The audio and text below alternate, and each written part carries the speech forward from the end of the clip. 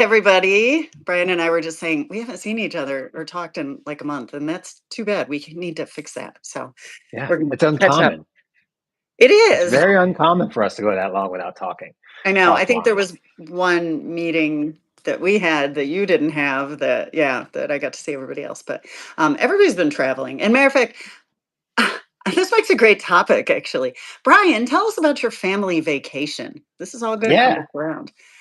So, yeah, my kids had break a couple weeks ago, and we went to Costa Rica for a week. And it was amazing. Like we love Costa Rica. We were there about 3 years ago. Hmm. And last time we went, I actually rented a bike. I took Yeah. the opportunity to like mountain bike and do a gravel ride. Like I hired someone to kind of take me around, so I kind of knew where to go. This year, I actually make the conscious decision not to take my cycling stuff. I was like, I'm going to take 1 week off the bike. Not going to think about it. Not going to touch it. Like, right? Because it's been a long base training season. I've been really good about it and been super consistent. And I was like, I'm not going to stress about it. It's a rest week, by the way. Hmm. It just kind of fell into a rest week period. I was like, I'm just going to surf with my kids Yeah. and my wife. And like, I surf twice a day, every day for Yeah. like an hour and a half to 2 hours. So I was like in the water for 3 hours, like minimum for like 6 days in a row. I was exhausted, And like waterlogged. physically exhausted in my upper body. Yeah.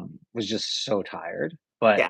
it's just like if I love Costa Rica, so my wife and I are plant based. I don't know if everybody knows that, but so we're plant based. We became plant based maybe like 4 or 5 years ago. Hmm.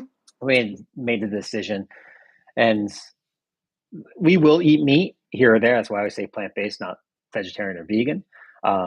But the Nicoya Peninsula, where we were in the Sara in Costa Rica, the Nicoya Peninsula is one of the blue zones.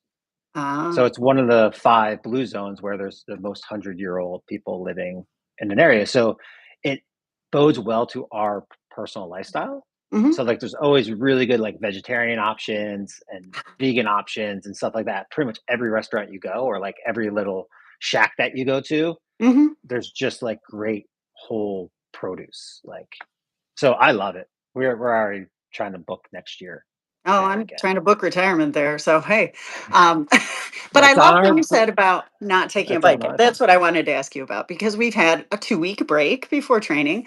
People are like, what do I do? What do I do? What do I do? I do all the things. Or, gee, I'm Mhm. going on my family vacation. How many of you out there have families and you go somewhere? You go ski, you go surf, you go do the things, and you're panicked about getting your blue dots or getting your program or, um, taking that time off, completely off. Totally. You lost all your fitness, didn't you, Brian? Yeah, yeah. Yeah, it took me about 2 days to feel good on the bike again, and Yeah, that was about it. Like, literally, it was, like, 2 days, I was, like, a little sluggish, and yeah, then totally fine. Like, you don't right. I had this conversation with a client yesterday, I think. I was like, "The problem is athletes think in days and weeks." Yeah, Like, "Oh my god, I missed a day. I missed 2 days." Coaches, we think in weeks and months. right. Right? So, like, great, you missed a day or 2. I'm like, Yeah, you as an athlete, you're concerned? I'm not concerned. I'm not right. concerned until you start missing, like, 2 weeks, Yeah, right? because "Oh, you that's missed a half of week? your month Alright. versus a quarter of your month. Yeah, Yeah, did you miss a month? Now we yeah, gotta, like, we gotta kinda redesign things." But right. that's the thing is, like, we do as athletes stress about it, and listen, I'm a coach and I'm an athlete, so Yeah, I was definitely stressing beforehand of being like, "Should I take a bike? Maybe I should just rent a bike when I'm there, like, take my shoes and helmet, I'll rent the bike when I'm there and just get, like, 1 or 2 days in right. because it's also fun, right? I also Yeah, enjoy riding. riding somewhere new, picking up some Yeah, and KOMs on Strava. I always have all these random KOMs when I travel the world because I don't yeah. think there's a lot of women who ride bikes in certain places. So, or maybe not a lot of Strava users, but yeah. But I also find when I had a family and I traveled with my family, if we took bikes, it complicated our time with the kids. And that also made Mhm. them feel like they weren't the priority. And I think when you take a family vacation, what is your priority, right? Not killing each other. Maybe that's part of it, but it shouldn't be you and your personal fitness journey. It should be that time because you're doing that the other 51 weeks of the year or however many weeks you're not on vacation. Yeah. So, yeah, We although actually I used to run had a lot on vacation. That was always my we we go-to had because that it's quick and easy. conversation with our kids, right? Because I think also as like parents, we go on vacation with this kind of picture in our head of what we think vacation is going to be, right? Right. The kids aren't going to be on their phones. The kids are going to like, my kids are high schoolers, right? I have two high Yeah. school girls. So, we sat down, my wife and I, before vacation with the kids, and we're like, okay, what are your expectations of this vacation for you, Sophia, and for you, Avery? Like, what do you want? What does your day look Mhm. like? Like, when you're getting up, what are you doing? Like, how do you want to spend your day? And then, we said, this is how we would like to spend our days. And we're like, this is when we'd like to be together as a family and we should have our alone time and like all that stuff. So, biking would fit into that. But for me, surfing is something also my oldest daughter really loves. Yeah. And I view that as like, it's a really great opportunity for me to be hanging out, like just sitting on a surfboard out there, like in the lineup with my daughter, an hour and a Mhm. half, just talking. And like, she is ballsy, that kid, man. Like, Still blows my mind that you people from New York surf or I Vermont know. surf. I'm like, this is a California thing, but we have to wear wetsuits. But yeah, Yeah, we do here. We got sharks, but we not in have sharks Vermont. too. But I know. We just have killer otters. We had an otter last year, otter 841 or 831 maybe, who kept like trying to steal people's surfboards and took chomps out of them and then otters are and nasty. They're and then that nasty. otter had a baby otter, and so it chilled out a lot. And baby otters are great, and mom otters are good moms, right? They kind of keep them close. And but now she's back, so she's out terrorizing the surfers again, and bumper stickers about her and that kind of thing. But That's yeah, amazing. I know. Let me ask you about surfing. Triathletes, watch out. Yeah. So, when I've gone to places where active vacation locations, so like Hawaii versus Mhm. going to Italy where people shop or drink wine or eat food, um, I see a lot of people get injured very early on in their vacation. And they tend to do things that they don't do at home. So, like you for surfing, did you do any preparation to get ready for your surf vacation, or did you just hope I that? started. Yeah. I Okay. started in like October and Oh. then abruptly finished preparing in November for my trip. Like, you get in that head, you're like, all right, I got to do my yoga and my mobility and stuff like Yeah. that. And, you know, obviously then I started riding again, right? I got back into riding and those things took a back seat. And so, I do think we're just active, right? Yeah. Like I would consider myself an active and healthy person.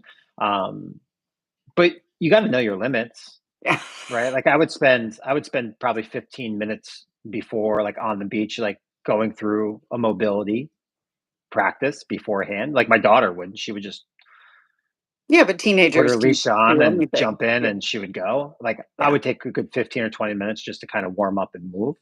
And, you know, I, I'm definitely, I know my place in surfing. I'm yeah. not a great surfer. I'm still learning. I'm in that intermediate, so I'll push the limits on certain, like, yeah, it's a little bigger than I'm comfortable with, but I'll go and I'll try. And if I feel like it's not for me, I paddle back in or I just hang out there and watch people Yeah.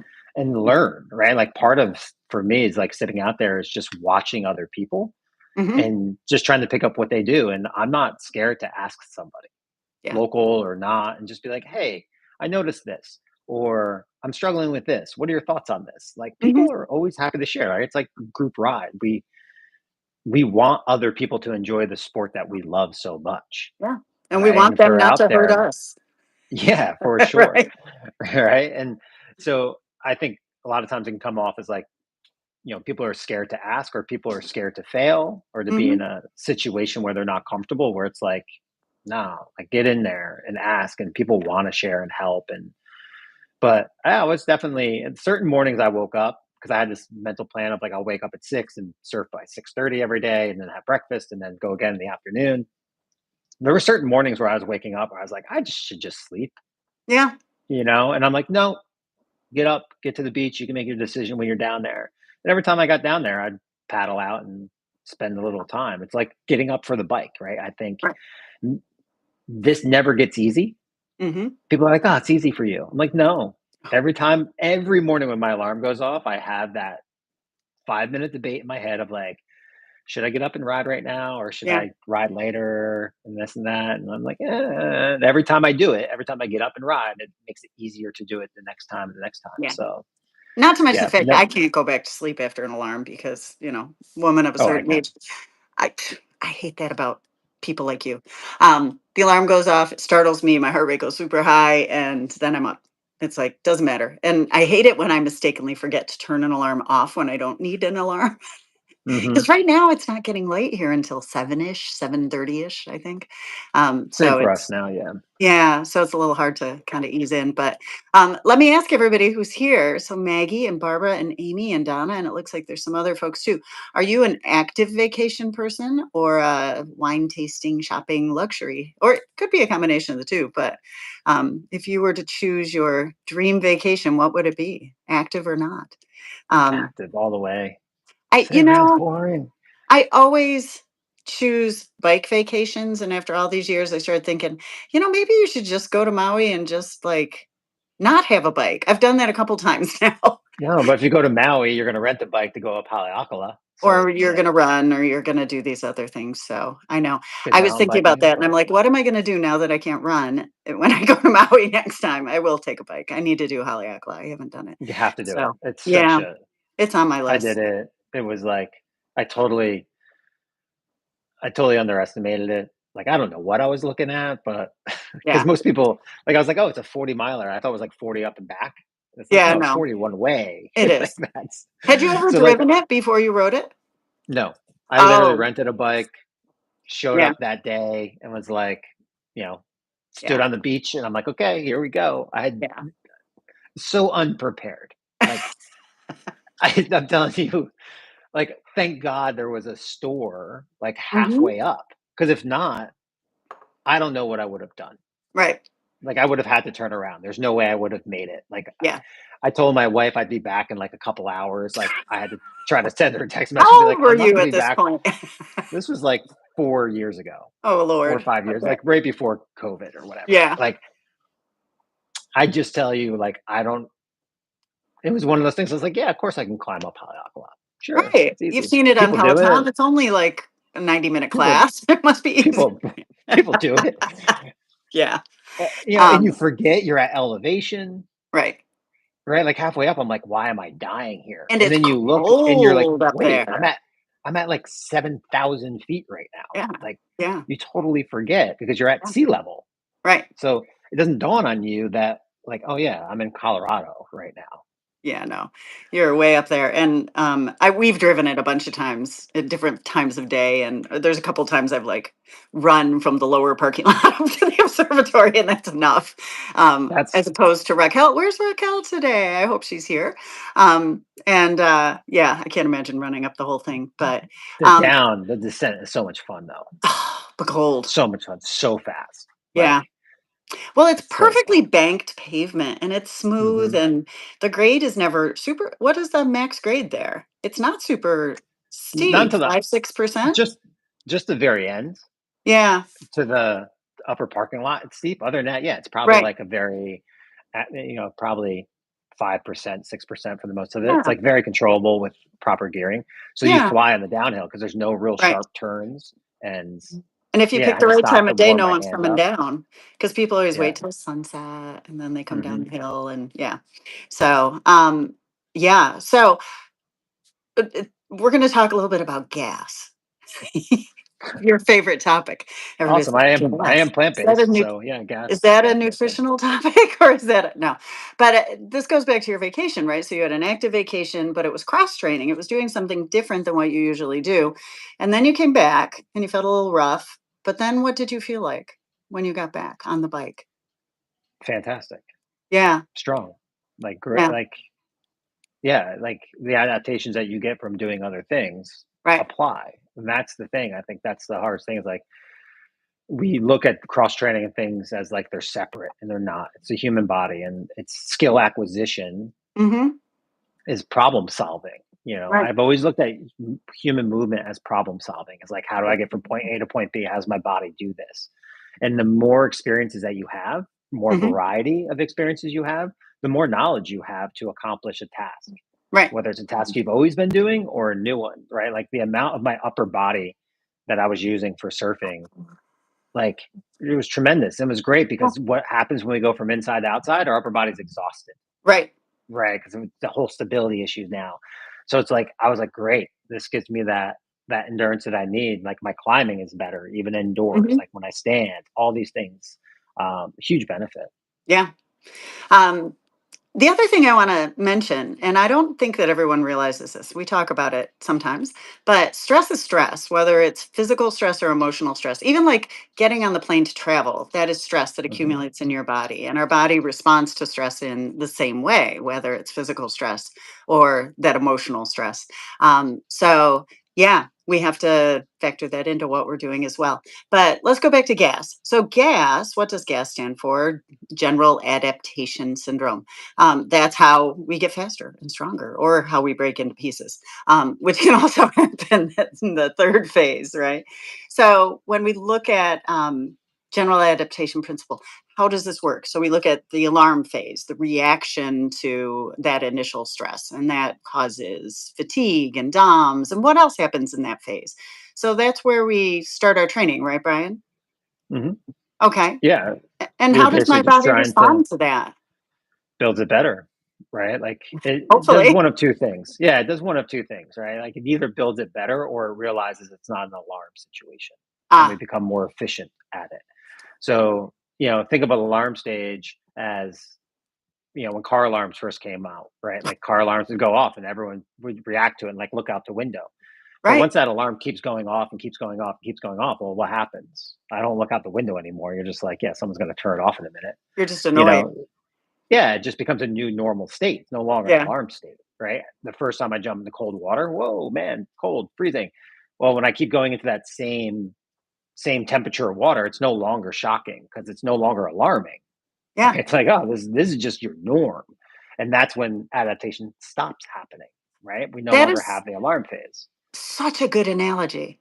I like the car alarm because I think it's something we all really, well, at least people our age, right? Because we didn't always have car alarms. And then all of a Mhm. sudden, everybody had car alarms. And then you become immune basically to it. So when I train, what you're saying is if I just keep doing the same thing, at first I have this response and then I don't. So Correct. nothing changes. If I keep doing well, that's a really good reason to keep switching up what we do, right? Whether it's different sports or different ways of training. And when we're looking at adaptation specific to a sport, then we should be training specifically. But yeah, that's a really, really, really good Yeah, a good analogy. way I always looked at it is like, especially for people that live in a place that has 4 seasons or Right. more than one season, it's like in fall, when I go from summer to fall, 40 degrees feels Yeah. really cold, Yeah. right? Come winter, March. when it's 10 degrees outside, right? 40 doesn't feel so cold Yep. anymore, right? Like you build that tolerance, right? 'Cause it's alarming at first and you build tolerance. And then all of a sudden in the spring, 40, I'm outside in like a t-shirt.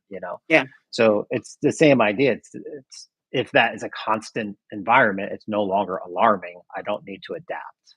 I'm Hmm. already there. So yeah, it's always a matter of changing it, which is why you change this up every 8 weeks and Right. change the whole Which is idea why behind what doing you're doing. programs that just go on over and over and over again don't make you better, but will make you Correct. better, right? Yeah, so You can be resistance permafit. development.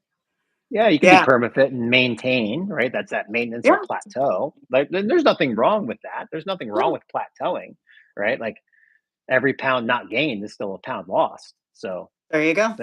for some people, that's all they can manage because they have so much life stress Mhm. that you can't add the additional stresses of the alarm phase and training. Maybe it is just about maintenance and being there, and you should be okay Right, with that. Again, yeah, it's different for every single person. that's a very good point. So that's the alarm phase, our reaction to that initial stimuli. Resistance phase, so development, how does that work? Our performance is improving. How do we get better instead of plateauing? You have to, well, the resistance phase is the response to the alarm, right? That's Okay. the moment when we get better, right? Like my body realizes that you're asking me to do this task. Maybe I don't have everything on board on my Mhm. body to provide that task. I always say, like, I always view this as like a little, like workers in my head, right? Like in my body. So like they have like a meeting. We know you have So little like voices in your head. Yeah, right. But this is like a construction team. Unfortunately, they're union Oh. in my head. So what happens is, I do something, I do a workout, whatever it is, and it's alarming. Mhm. So everybody meets in my head, and they're like, "Man, what's Brian doing? Yeah. Like, I can't believe he's asking us to do this crap." If it's a one-off, they might just be like, "Oh, let's just ignore it." But now he's done it again. He's done this a couple times to us here. So obviously he wants to do this. Mhm. How do we build this unit to be better to handle what he's asking us to do? What do we need? Okay, Mhm. you guys, let's get to work. All right. And everybody goes out and they do the work. That's the reactive phase, right? That's the phase of where they're building a better version of me to Mhm. handle what it is I'm asking them to do now. Now, once they build that better version of me, it's no longer alarm stage, Right. right? It's no longer I've adapted. I've adapted to the new stimulus. I've made the better me. So if I don't then go back into an alarm stage again, the these guys are on break. Yeah. They're like, yeah, we're cool. We did it. Sitting We on the built a great beam, eating their Brian. lunch out of their little It's lunchbox. That's what I'm totally, envisioning. totally right, Whistling at right? There's no, the folks down on the sidewalk. So, yeah, they're doing meetings via email at this point, just being like, all good, status quo, good, okay, no problem, yeah. right? Um, So that's how I see that resilient stage is that kind of reactive stage. yeah. I just did a block training. So I decided I needed a big bump. We'll see if it worked or not. It was supposed to be 4 days. I ended up doing 3 big days. So, like on Saturday, my 5 hours, two inside, three outside, my TSS was 300. Right. Sunday, I climbed Mount Hamilton and my TSS was 200. And then on Monday, I did a relatively easier, but 3 hour, 4 hour ride. And I think I was close to 200 again. So big TSS in 3 days. And then on Tuesday, I had a super heavy leg workout. Like my quads were killing me. And even yesterday, I was still pretty sore. Today, I woke up and I'm feeling great. And so my goal was okay, can I shock my system and come back with a little more fitness because I have a race tomorrow? It was like this was panic training, right? Throw um, it all in. I know. Right. I know a coach who uses that phase a lot, but no, and I had planned it irrespective of the race. I wanted to, knowing I have these big blocks of weeks that I'm going to be riding every day, long, long, heavy days in Majorca. I was like, okay, I need to just one bigger bump because I've been doing some 3 and 4 hour rides outside, Hmm. but nothing intense, nothing that high. So we'll see. We'll find out tomorrow when I race what this block does to me. Will I still be in alarm or resistance? Or, what's the worst case in general adaptation syndrome? Exhaustion. So, Exhaustion, overreach. yeah. So, did I go too far? I don't think I did because I feel really good. My sleep's been good. My HRV is back to good. There were a couple days in there where I was like, really? Do you want to get on the bike today? I'm like, yeah, I got to get on the bike today. Um, so we'll see how that works. But that's one way to Yeah, shake it up, right? When we're doing the same thing all the time, we get pretty good at it. And we were in a rhythm. totally right. And yeah, so we'll see. This is And why that's I the should not time of be my own year. coach, right? Yes and no. All right. Like I know. the reason we should be our own coaches is because we know what we like and we know what we don't like, and we're always going to Yeah. do what we like, right? Yeah. And that doesn't create enough variety. That's really the thing there. Um, but yeah, the real key there too to all that is making sure that your nutrition changes along with it, Yeah. right? With that huge increase of volume, the reason people would feel sluggish is a lot of times they're also not increasing their Yeah. calorie intake and Right. replenishing, especially the glycogen stores afterwards, and they just feel in the bucket and like, ugh, they Yeah. just feel beat up and tired. So you did a good job replenishing. I think so. Yeah, and Oh, if yeah. you're I taught a clinic positively, too. I forgot about that. I yeah, taught clinic Sunday morning. I had to, oh man, with the clock change, my oh, sleep it's the worst. Saturday, there wasn't a lot of sleep because I taught at 8 and I had to leave here at about 6:30. I Um, don't understand, like as I get older or what, but like 1 hour, it's like a week. It takes me a week to like oh, get back on track. I don't understand. Like yeah. maybe because I wake up early to work out typically, Yeah. and it's like a little darker. Like if that's the deal, but man, every year I just feel like I should just give up this week. Like, I Mhm. should just like, you know? I got to start to do it earlier. Like maybe start waking up at 5, so that way when Right. I wake up at 6, it feels better. I don't know. That's what I I got did the week prior. I got up an hour earlier than I usually would, and I seem to have eased in. Except it's always the night before a clinic. I always don't get enough sleep because, you know, and this was the first of the year, so there were lots of things to think about and prep, and it was like, Mhm. oh yeah, it's gonna be really early and dark, but yeah, or get up at 4, or like Maggie does at 3, and we get some early birds in this group, but yeah, so the risk to what I just did is exhaustion, fatigue,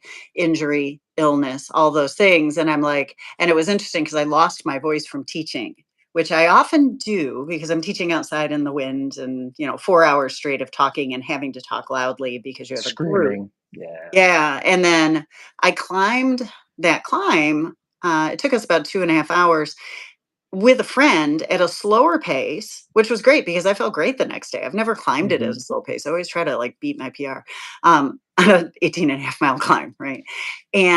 But we talked the whole way up the hill. And it's also kind of still allergy season here. And so I was like, whoa, I'm losing my voice. Am I getting sick or am I just losing my voice? I just lost my voice. Yeah. So Yeah, yeah, dryness, allergies. yeah, talk, talk, talk. Lori doesn't shut up, which, you know, yeah, believe it or not, I do talk, Brian. Anyways, so when we look at things like volume and intensity, how does that play into this? Do they both add the same kind of stress or is it different stress? Stress is stress, like you Okay. said in the beginning, right? Stress is Yeah. stress. So it's just a variability. And the thing is, when we're changing a workout or we're changing a stimulus, it's just changing a variability of some sort, whether it's volume Mhm. or intensity. You can play with one or you can play with both. The real just key here is you increase your volume, Right. right? You really jumped up the volume, but you didn't jump up your intensity, No, well, one day I right? did. You Um, you let your body kind of deal with one or the other, yeah. and that's probably the always, when I look at program design, that's what I'm looking at for the most part. Is like I live in the Northeast. My volume starting in October Mhm. until probably April or May is going to be down, right? My Mhm. volume, the volume of You mean riding you I can don't do, love a 6 hour trainer ride? there's not like I can't tell you how many 3-hour trainer rides pop up on my training peaks that I just don't do. I'm like Oh, 2 no. hours, 2.5 hours. Like Yeah. if I make it past 2.5 hours, that's like Yeah. it's shocking. Like Yeah. honestly, like I hardly ever make it past 2.5 hours because I'm just like it's not enjoyable, No. right, for me personally. And I'm like, am I really gaining that much more for another 30 minutes? Like No. Yeah. the hell with it, right?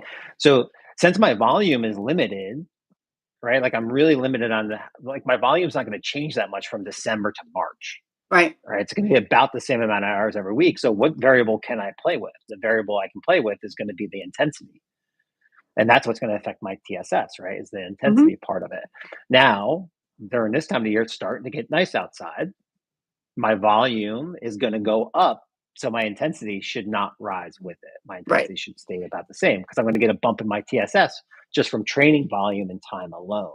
Mhm. Right. So it's always understanding of which one comes first. And that's where I've always thought West Coast, East Coast, so different. Right. Reverse You West periodization for you. you West Coasters are all about volume and base training, zone two all winter long because you're going outside for 4 and 5 hour bike rides. Yeah. On the East Coast, we're stuck for 2 hours. Yeah. So I can't do zone two for 2 hours, right? I need Right. to have some intensity in there if I expect to increase my fitness. If I expect to maintain my fitness or let my fitness drop, then yeah, I can do a lot of zone two and 2 hours and just let my volume drop. Yeah. Now, at this time of the year, where you guys would start adding some intensity to the volume Mhm. that you've already created. I now have to create volume to the intensity I've already created, Right. right? So don't increase my intensity anymore. I got to now start increasing my volume. You're not going to increase your volume all that much more, but you got to start increasing your intensity, Right. right? So it's always that balance of understanding which you're trying to play with. I remember when I first started coaching and that concept of reverse periodization, because everybody was very, Tudor Boompa, however you pronounce his name in the periodization Bumpa, cycles. yeah. And it always made me laugh. And, it was like, you have to do base. If you go out of zone two, you're going to ruin your base. You're going to break your Hmm. mitochondria. You're going to, whatever. And we've changed that in the last 25 years. It's like, okay, I can do intensity year round.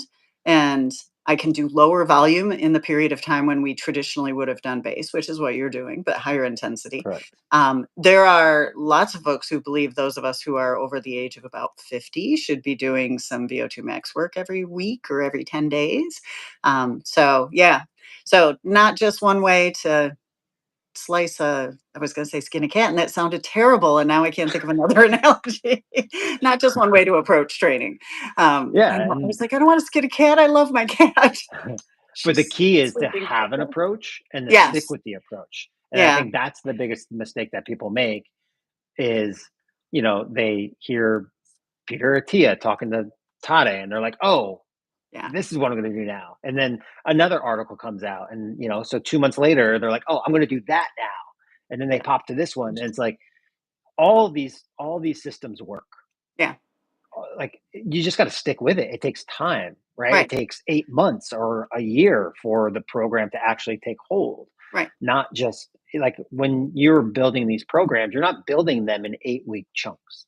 You're No. building them in a 12-month block. And then you're like, okay, now my plan for the first 8 weeks is going to focus on this. And then we're going to focus on this, right? Volume and intensity and whatever it might be. And then you create them as you get there. But Right. the thought process, like you've already mapped out the next 12 months, Yes. right? Like you know Surprise. exactly I know what where you we're all going are to be. doing. Yeah. And that's the hard part when people are like jumping in or jumping out Right. is Oh, I'll do this challenge and this challenge. And yeah, they overlap for 2 weeks. And it's like, yes.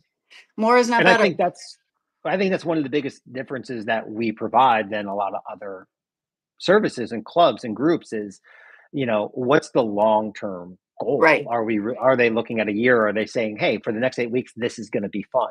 And Yeah. there's nothing wrong with that from a fitness perspective, Hmm. right? If you're just like, hey, I just again want to maintain, I'm not really over concerned about a Yeah. certain outcome, um, then yeah, whatever. Like do what's fun and how it goes. But Hmm. this, what you're creating, is very specific, and Yeah. it's doesn't mean you have to do all of them, but it's designed for you to do all of them and to lead to a finish point, which I Right. think is Cool. unique for just the fitness world.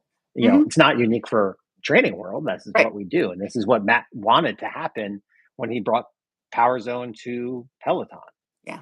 right? Is to make this a much more structured training with result kind of Right. format. And so if you look at, we'll go into our program a little bit. So we're in week 1. And very similar to what we did in the last program, but what we've done to change it up a little bit is to add the element of strength. And that's where we're going to get more gains here. So the riding itself is similar. There are some differences in this. And I would say one of the big ones is for my 5 ride riders, we're going to do some pretty cool rides on Sunday for one thing. And we have some intensity in here as well, but a lot of endurance, but adding in the strength, adding in the mobility, adding in the Germans. Got a lot of good feedback about Charlotte. You know how hard it was to make sure she was in English on the class? I know. I was like, I reached out to the group leads. I was like, "Are you sure this is in English? Because it looks like it's in English to me." And I hadn't taken the class. And everybody seemed to love her. Yes, Charlotte and Eric are both going to be in this program in English, except not their cool downs and stretches because they don't have them in English. But you can just watch or do your own thing. But they are both awesome teachers, and they have a little different vibe than our American and our London teachers. So yeah. Anyways, we're adding in strength, and it's super important. And a lot of folks are like, "Oh, wow, we're doing strength on the same days we're riding," and that's a lot. But we want that stress together. We want to stress the body and then recover, and stress the body and recover. And this program is designed pretty similarly to what we would do outside. One of the differences is because we have this 3 ride program as well as we wanted to keep everyone together in endurance on those days. So we're doing a harder day on Sunday than we would outside. Typically, we would do our harder day on Saturday, our easier, longer, more endurance oriented day on Sundays. But because of that, I also switched up the Tuesday and Thursday a little bit. So we're seeing typically the more intense workout's going to be on Thursday there. So it works out pretty well. So when you're thinking about switching all these things up, they're there in a reason in the schedule they're in. So be very thoughtful about how you change things. If we don't want to do all our hard rides together or all our easy rides together, even though you're like, oh, I could put this 30 and this 30. No, don't do that. Just do the program or skip the Keep day or whatever. keep a Or day. Keep a day in it's between. That's like a safe exactly. bet, right? Yeah, Safe bet is keep an easy day in between exactly. when you can. Reach out to me. I'm always happy to answer questions or post on the Facebook page because there's so many smart people in our Facebook group that will give you opinions. And some of them are actually pretty good opinions. So not just my voice, but there are other folks as well. Um, so yeah, we've got a lot of back to back for the 5 riders. Don't overpower your endurance. That's my biggest advice to all of you. You'll notice that some of our endurance rides are strictly zone 2. There's a reason for that. Don't think, oh, that's too easy. I'm going to ride at the top of the zone, or I'm going to ride zone 3 just because, or I haven't tested. Just do it. Easy is good. Your body's going to thank you. And then you're going to get the benefit of hard. So we really Yeah. want to make sure that that's the important. Be, be ready for the important stuff. Who cares about well, I care about the other So stuff. I always say, do what you should, not what you could. Ooh, Right? I yeah, should ride zone 2. I could ride zone 3, yeah. but I shouldn't, right? Like I should ride zone 2. So do what you should, not what you could. Right. That's the difference of training and working out. When you work out, you're basically doing what you can do. You're trying to go hard. When you're training, you're doing what you should do. Yeah. And on those days, you should go easy. Yeah, absolutely. Yay, Debbie. Thank you for that comment. Debbie's been following a pretty significant training plan. Matter of fact, the same one that Brian and I are this winter, very similar.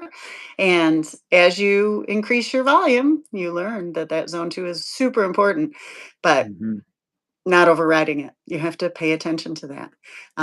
Yeah. What else is going on with this program? I think that's about it. I do have a shout out. I think I saw Amy on here. Amy's one of our great group leads, and she pops into all the groups. She's awesome. She's chatting with everybody. Most of our group leads do, but I really just want to say the name of this race because it's funny. The Chuck a Nut 50K. So Amy is running this year. Um, and tomorrow she's running I an want to do ultra that. race. They're right, the Chuckanut. I'm sure it's the name of a state park, I think, or a mountain range or a something. And I'm sure she'd tell us if she could. But 50K, which I think is her first 50K tomorrow. So for those of you who, Awesome. right, is that 35 miles somewhere around there? 36 and change, yeah. Okay. Yeah. Um, but it's the official entry into and Ultra well, I endurance. guess 40K or yeah, 50K is like yeah, the official K into like ultra Yeah. running past Yeah. the marathon. That's awesome. So we'll Love it. be excited to, Amy, drop your tracker on the page if you want to. No pressure there. And we'll be cheering you on whether or not you do that. And we look forward to hearing how it goes. Right. So, yeah, she's been putting in the miles. And this week was taper week. We had to talk her off a ledge a lot of times. Those of us who race and you'll know that taper is the hardest week ever. Or if you do marathons, it's usually like 10 days or 2 weeks. It's like you're just going nuts, adapting, right? Yeah. Getting Or fast, you can do Lorries and just go for like a 3-day big block right? during your taper. Yeah, I know. This is not an important race. It was more about what I needed for my workout, truthfully. Um, but we'll see.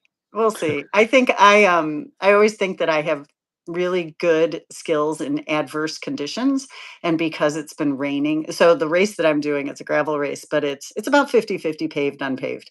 And it leads in on the road in a peloton. You're in a pack, and then it splits up onto ranch land. So there are cows and cattle guards, and it was wet last year, even though it hadn't been raining for 2 weeks. And so I have a friend who lives. It's in Merced, California.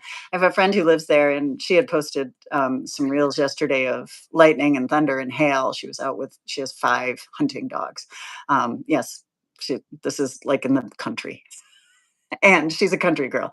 And so we were texting this morning, and she's like, "Oh yeah, it's gonna be a mutter." And I realized the kit that I'm wearing tomorrow is white because that's what I ordered, all these light kits, and I was like, "Oh, dude, what can I do? I may switch up the bottoms, but Hmm. it's gonna be a wet one, and it's cow." poo. So it's like, don't even take a bottle. I'm not going to bother with a bottle at all. I'm going to wear a pack and that's it, and hope that it doesn't fail me because I don't want to drink cow poo. That's one way to get. Paint sticks. Take Yeah, paint sticks I with you. know. Like It's a good paint stir idea. sticks. Take like 2 of those at least just to help get the mud off the bike when you need to. Yeah. The They nice dig thing off really is well. I have the Lauf Segla, which has huge clearance, not as much on the rear. I am running a 50 millimeter tire. That was the other experiment for me this year, was going to a wider tire. And I went back Hmm. and forth. I was like, oh, I'm running a wider, knobbier tire. Is it going to be a Yeah. detriment on the road to the fast sections, which it might a little bit. Because the last 13 miles are on the road, and it was a sweet little pace line last year. But I was like, you know what? It's going to be a big advantage on the muddy terrain, I think. And well, It depends. If it's sticky mud, you're I actually know. better with a slick, like a narrower slick, Oh, because you dude, actually don't make me drop down rethink this. through. You actually drop No, down through the really? mud a little bit better. Yeah. I know. Because the knobby ears can like actually pick up the mud and it gets I jammed in know. there. So it's Yeah. like it's a But 50-50. then Some it people becomes a prefer slick. So I think the totally right. wider tire is the good. I'm not going back. I know. Of course, the other thing in my mind is my really, really nice race set is the one that has the narrower tire on it. And but I was like, I want to try a race with these. I want to see what it's like. And again, I would say it's not a race that matters, although I got second overall last year, so I guess it does matter. So we'll see. But my All advantage is rides matter. adverse conditions, right? So I always think, okay, I'm tougher than other people. I've been through a lot of things in life. I can overcome. I won't cry in the mud. We'll see. Yeah. What I was It's gonna saying, be I had this 40s. conversation, I had a conversation with a client this week about like equipment choice for Yeah. races, because that's like always a big thing, like what tires and Right. pressure and all this. I said, listen, let's say I could pick the best equipment for that event, for that day, that condition. Like, here's the exact perfect setup to a T. And I gave you that as opposed to whatever it is you're going to ride. All things being equal, maybe you save 5 minutes, Yeah. right? Very small. Now, if I said, here's the best equipment for this event, but here's all the equipment you actually trust, Hmm. you will probably gain 10 to 20 minutes on the equipment you trust, Yeah. because you're going to corner better. You're going to climb better. You're not going to have that little voice in your head being like, oh, you should have gone with smaller tires, Lorri. Yeah. You should have taken your other wheels, Lorri. And Right. it's like, no, you I make the know. decision that you trust in the best so that you can shut that guy up in there Yep. and be like, man, I'm going to hammer this sucker. Well, and it's So, funny because we were gonna do a pre-ride today, but it's pouring rain there right now. So I'm gonna do my pre-race ride here. And I was gonna take both wheel sets. And I'm like, Lori, just you've pick been one riding now. this all winter Totally right. and it's just fine. So ride it. You know it. And the same thing happened at Nationals last year. I was like, oh, should I put this other chain ring on? I was thinking about going with a bigger chain ring because I wanted more speed on the Right. flats and the downhills. And I was like, you know that your bike shifts so well that you can ride this.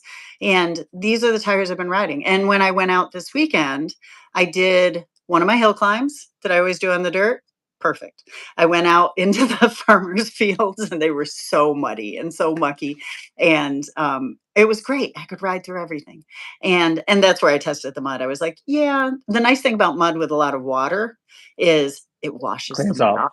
Yeah. Yeah. Cleans off So good for sure. Especially so the we'll thicker see. tire through like fields like that, it's just the cushion's better, right? Like Yeah. if you go to that slicker, narrower tire, like yeah, it's good in a deep mud section, but the rest of the ride, it's not as good. Yeah. So, So so is we'll see.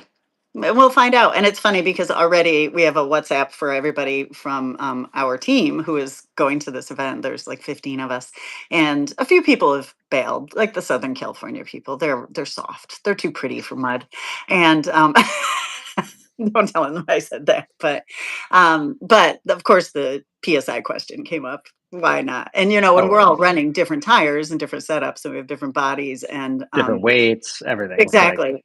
And, somebody popped in the Silka calculator, which was great. But yeah, all the questions and it's I exciting. totally like as as much as I geek out about things, I'm Yeah. like tire pressure is like the one thing I'm like, yeah, whatever. I'm like 32-ish.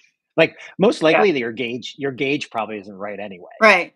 Right. So I'm like, your gauge is probably 4 psi off. So you think it's 34 and it's really 30 or it's 38. Right. Like, who freaking knows anyway? So I'm just like, pump Well, it them up was and like go. last week I went out and I actually started paying attention because I was doing mostly dirt on that bike, and I was running 16 on the front and 18 on the back on a 50 millimeter tire, which seemed really low to me.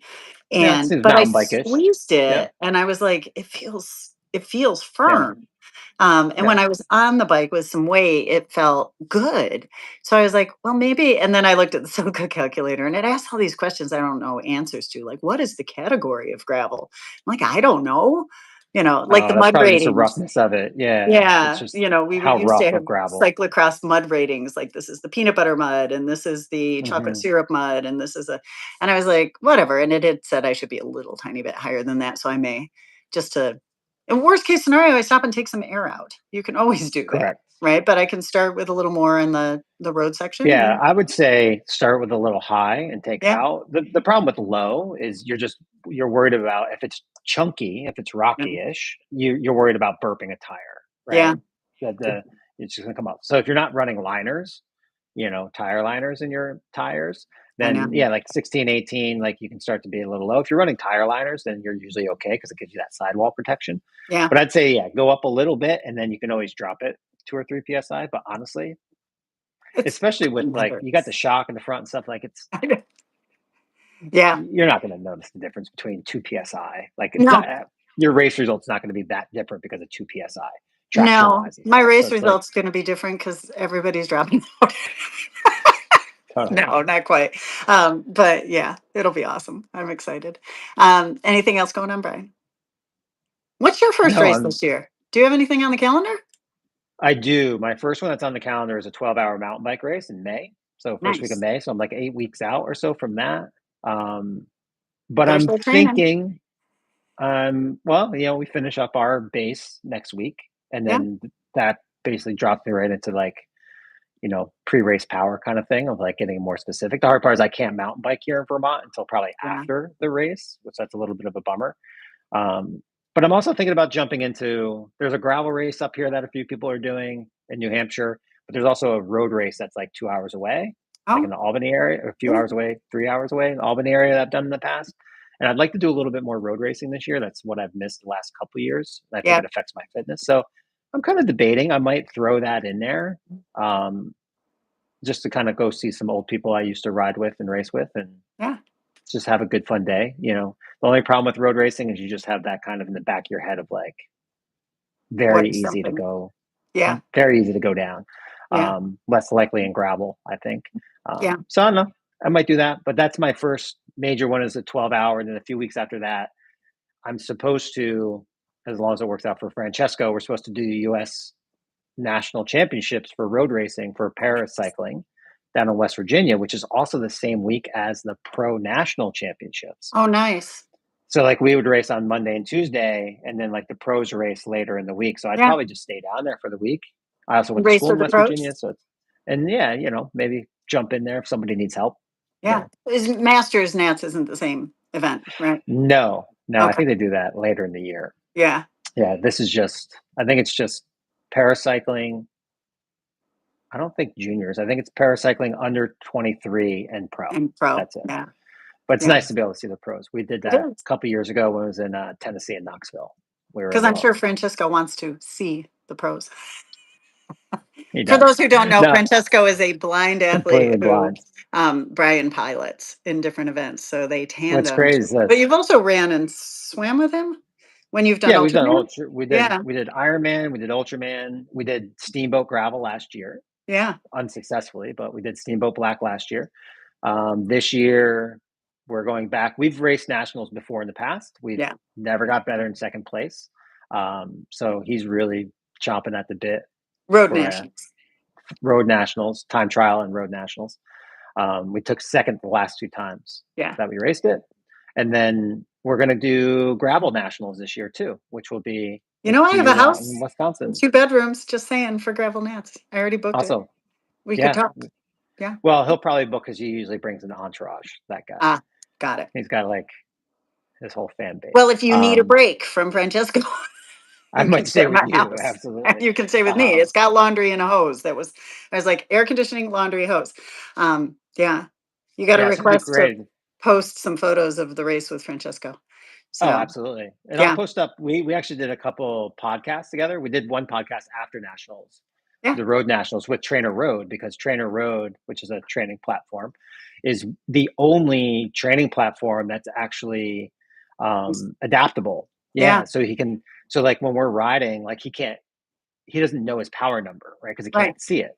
But if we have Trainer Road, like the app up, he can actually just tap his phone and it'll tell him like, "Oh, you're doing 240 watts or you're doing whatever." Oh, So, like, he can understand what's going on. Because I used to just lie to him. I'd be like, "Yeah, you're only doing 240, push harder." Right? Like, stuff like that. So that way I that's could take it awesome. easy. Yeah, Um, so that's yeah, we've awesome. done a couple, like, podcast stuff. He's so great. Such a great talker, stuff like that. You'll It's have to fun. drop the links. That'll be great. I was one last thing I wanted to mention. I thought this was a great moment in sport. Tade, and I think it was about Strada Bianchi, right? His It comment was of Strata Jacket. so Tade, who's just world champion and awesome, and he was being interviewed about being the first world champion to win Strade, right? And he The said, "No, I need to." first exactly, the win in He the said, world champion jersey. I need to correct you. I am not the first world champion." And he listed off 4 or 5 different women who were world champions who won Strada Bianchi. And I The thought year that was before, great. prior. Yeah. Right. Lotta, right? She won Yep, Lotta Lana. Kopecky. Yeah. So I thought that was a great moment. In sport, we often, women are able to race in men's races, by the way, in amateur racing. But Mhm. men can't race in women's racing. And we often it's like, oh, here's the winner of this race, and then here's the women's winner of this race. And I just thought it was awesome that we have that awareness. And in the pro peloton, we have that awareness as well. So it was great.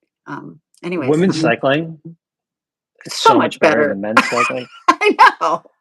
And it's It's harder because the fields are smaller. well, it's It's just more like competitive. it Like, is. that's the thing, is, like, you watch it and it's like, if you're watching for entertainment purposes of, like, race dynamics, Yeah. it's so much better because, Strade Bianche, and in particular, came down to 2 women, Yeah. like, Mhm. on the final climb, where in the men's race, like, it was over by, with, like, 30K to go, Yeah. 40K, maybe 20K to go. It was still a good race this year, but, um, like, yeah, it's just so much more typically more entertaining. Yeah. They Well, should and be now longer that races, though. They there's gotta lengthen some, them.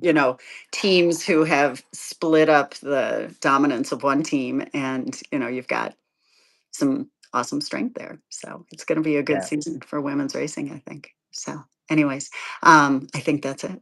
Thanks, everybody. I don't think I ever said who we were, but Coach Lori Lown, Coach You know Brian by Young now. with Team If you don't know Wilpers. by now, watch another video. I know, but people kind We of always pop have new in. people, I know. I New people all know, the but time, it's so fun. it's okay. Anyways, thanks everybody for joining. Enjoy your weekend. We'll be back next week. And good luck, Amy, with Chuckanut. I love saying that. Yes. Exactly. Bye bye.